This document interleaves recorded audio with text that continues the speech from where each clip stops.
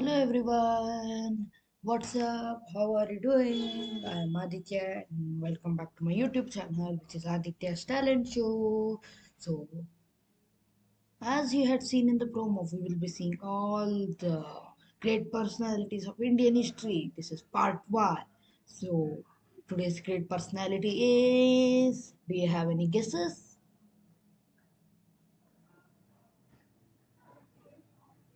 Let me know in the comments who you guessed would it be.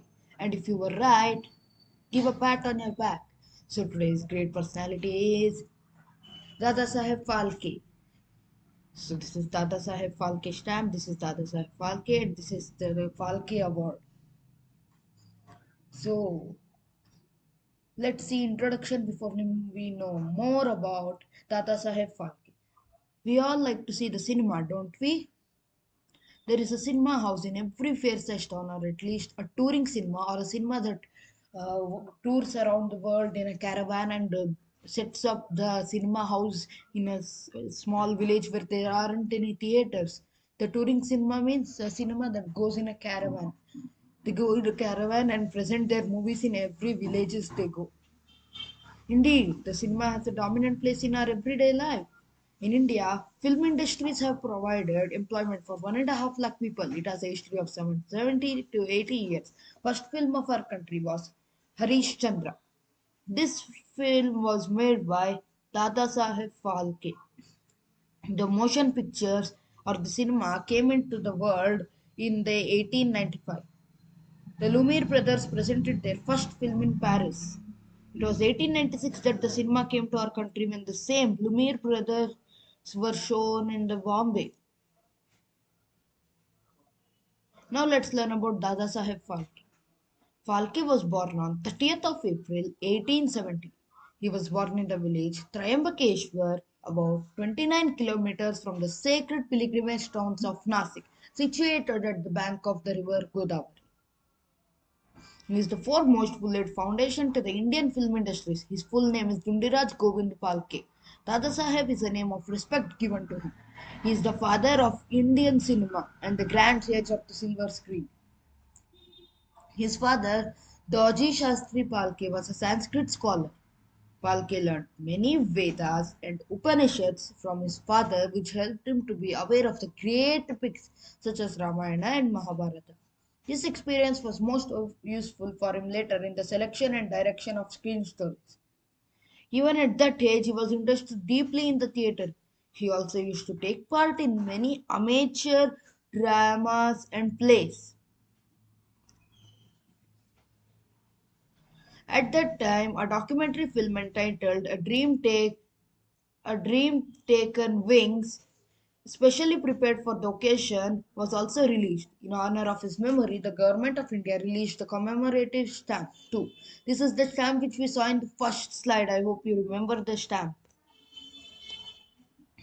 After education at Triambakeshwar, Palke came to the Bombay in his 15th year and joined the famous JJ School of Arts to study drawing. This is the JJ School of Arts. It is still there. From Bombay, he had to go to Baroda with his elder brother. Then he joined the Kala Bhavan to pursue his drawing. This is the Kala Bhavan. The principal of Kala Bhavan, Professor Gajjar, was a very kind and gentle man, helpful to everyone. He soon appreciated Palke's artistic skills. He encouraged and inspired him in every possible way. Palke started practicing photography at the age of 20 itself. Professor Gajjar gave him the full use of the photo laboratory in the Kala Bhavan. Palke made good use of his opportunity and became an expert in the art of photography too.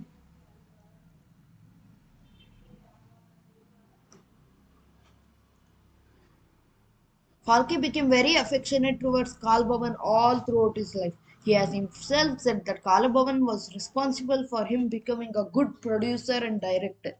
Falke's family was not very well to do. After leaving Karl Bhavan for his livelihood, he has to take up the work related to photography and drawing like the paintings of stage curtains and backdrops. In his 33rd year, he took up the employment of photography at the Archaeological Survey Department of the Government of India.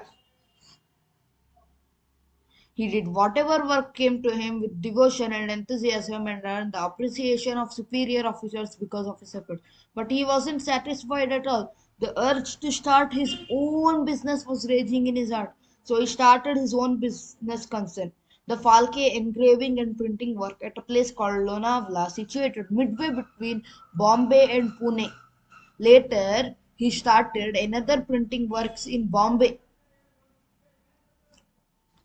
In 1909, that is his 39th year, he went to Germany and bought some modern equipment needed for his work. He dedicated all his time, energy, and intelligence to it. While things stood thus, one day in 1910, at Christmas time, he saw a new film, Life of Jesus Christ, at the America India Theatre on Sandhurst Road, Bombay. This incident completely changed his whole life. It also led to the birth of Indian cinema or the cinema in India. Even as he followed the story of life of Christ on the screen, pictures of Lord Rama and Krishna and the towns of Ayodhya and Nandagokula and many incidents of lovely stories connected with them began to flit across his mind. Same day he saw the movie once more. His mind was agitated and he spent a completely sleepless night thinking, why not bring the stories of the Ramayana and Mahabharata to the screen? It was from this day that he started going to the theater whenever a movie came. After he saw the Life of Jesus Christ movie, it completely changed his life. That was the birth of Indian cinema or the cinema in India.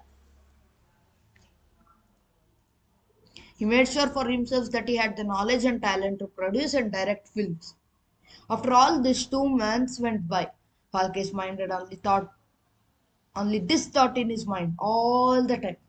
We have the precious minds of stories, Ramayana and Mahabharata, and many more mythological lore. We can produce a lovely and appealing film.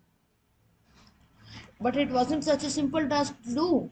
It would need a lot of money, equipment, and cooperation to make a film. These were his constant thoughts and calculations, and these were what he talked about in conversations with everyone he met. People around him began to doubt he had gone mad whenever they met him or spoke to him, because he spoke only about cinemas. Some of his friends even tried to admit him in hospitals for mad people. Falke was already 40 years old by then. He had by no means a rich man, but he had more determination and did not give up. Falke himself said in those days that he hardly slept for 3 hours a day. Without such devotion, effort, concentration, enthusiasm, it is difficult to achieve anything in life. Because of his sleepless nights and determination towards the cinemas, he nearly became blind. He suffered from eye trouble on one hand and domestic worries and hardships on the other hand. On top of this, he had to put up with sneers and jeers from his friends and relatives. But by God's grace, he was saved from blindness, thanks to his doctor friend Prabhakar. However, the doctor warned him to be very careful about his eyes. Thereafter, but Valke did not lose heart. He did not reduce his efforts even a teensy bit. He followed the same routine, going to the movie cinema whenever a new movie came. He did the same. He never slept. Halke sailed to England on the 1st of February 1912 to bring camera and other equipment required for film production and also to get more training in filming. The voyage lasted 4 weeks. As soon as he reached London, Halke got busy with his work. He met Mr. Kebun there, who was the editor of the film weekly Bioscope and cultivated his friendship. Though Mr. Kebun warned him of the difficulties and dangers of the film industries, Falke didn't change his mind.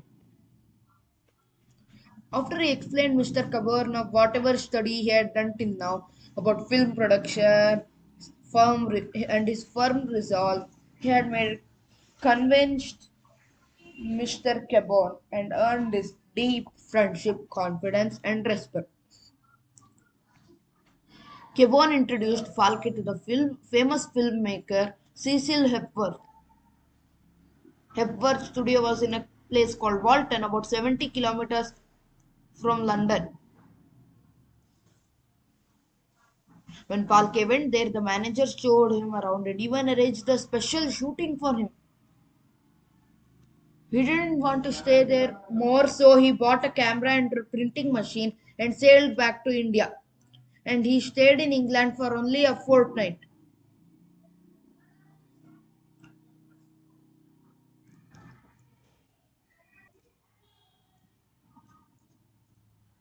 Those were the days when India was in British rule. Indians were fighting for Swaraj. Phalke was also a great patriot. That is why he was eager to return to his native land and make Swadeshi films. All the money he had raised had been spent in the trip to England and buying camera and other equipment. So he again suffered from lack of funds. In those days, it was really hard to make films because a lot of people didn't have such special knowledge. There were only few machines and equipment. This was a very skilled and difficult job to do. Facing all such difficulties, Falke made a short film, Peanut to Plant, The Growth from Seed to Seedling. Falke's film was a success. The spectators were thrilled, delighted, and enjoyed watching the movie. Falke got much praise, but no one came forward to finance his next film. This time, his wife Saraswati Bai gave all her jewels and ornaments to be pledged. His problems was not only money, there were also plenty of other problems. Women were not ready to take part in films, and some people felt it was degrading to act in plays and films. Since movies were new to our country, nobody had the knowledge of making films. Falke had to choose men even for women's role. It is a sign of brave man to face and fight difficulties and triumph over them. Falke set up a studio in a bungalow named Mathura Bhavan situated Dadar Main Road, Bombay.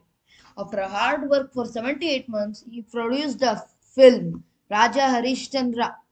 In this film, Dabke played the role of Harishchandra, Salunke played the role of Taramati, and Palke's son Balachandra played the role of Rohitashva. The film duration was 1 hour. It was released in Carnations in Bombay on the 3rd of May 1913. This was the start of the era of Indian movies. After this film, Phalke shifted his studio from Bombay to Nasik. This was because Nasik had good climate and backgrounds such as hills, dales, and rivers. Then he produced the film Mohini Basmasura. Only two women took part in this film who played the parts of Parvati and Mohini. And even this film was a success.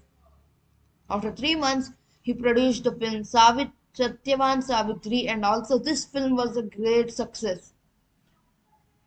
All the stories of the films were taken from mythology, and this was because Falke had learned many of these from his father. The fame of his films even reached till England, and Mr. Caborn and Cecil Hepworth appreciated Falke after watching them. They even invited him to go to England and stay there and work for them and promised him a salary of 20 and 3 pounds. But Falke was not ready to leave his motherland for money and an easy life. He didn't want to leave India just because for money. When he returned to Nasik from his trip to England, the situation there was heartrending. The studio had literally limped along mainly because of the courage of Palke's wife and the loyalty of the workers. It is said that calamities never come alone, they come in hordes. Even like the story of Harish Chandra, Falke had to face innumerable problems. Many of his workers fell ill due to flu and malaria. The electrician looked after all the work, also fell ill. His manager fell seriously ill and had to be operated. In spite of all this, he toiled and started the production of a film, The Life of Shriel. But the actress playing Shriel had an heart attack of fever, and the lady playing the role of Queen Changuna tripped and sprained her foot. His wife Saraswati Bai came forward to play the part of Queen Changuna without grumbling and moaning. She also helped him on all other possible ways. Even when she gave her jewels to be pledged, she was calm. Because of many reasons, she had to abandon the film of Shriel. He became desperate as never before. He moved from town to town to exhibit his films to everyone and raise a bit money. Once in Indore, he got a loan of 80,000 rupees. He made two more films, Satyavan Raja Harishchandra and Lankadahan. The release of Lankadahan scattered the dark clouds that had darkened Falke's life. Lankadahan excelled all his earlier films in its success. Since there were huge crowds to see it, the film had to be shown continuously from morning to evening. In just 10 days, it collected 30,000 rupees. The money from the film collected at Madras had to be transported to Pulak Ghats since those days it was heavy. The release date of Lankadahan was September 1917.